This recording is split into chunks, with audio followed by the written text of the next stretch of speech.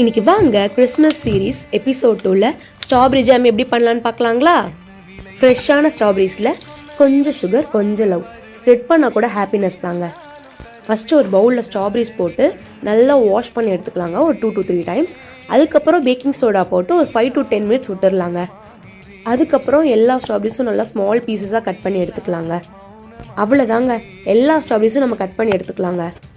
இப்போ ஒரு பேனில் நம்ம கட் பண்ண வச்ச ஸ்ட்ராபெரிஸை இதில் போட்டு சிம்லேயே வச்சு நல்லா மிக்ஸ் பண்ணிக்கலாங்க.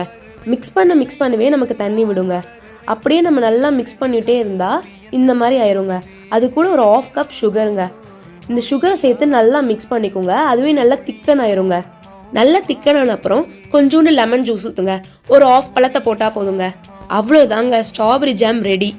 இப்போ ஒரு கிளாஸ் ஜாரில் நம்ம செஞ்சு வச்ச ஸ்ட்ராபெரி ஜாம் இதில் போட்டு க்ளோஸ் பண்ணி ஃப்ரிட்ஜில் வச்சிங்கன்னா ஒரு 3 வீக்ஸ் வரைக்கும் அப்படியே வச்சுக்கலாங்க. சிம்பிளாக, ஸ்வீட்டாக, ஸ்பெஷலாக ஸ்ட்ராபெரி ஜாம் ரெடிங்க.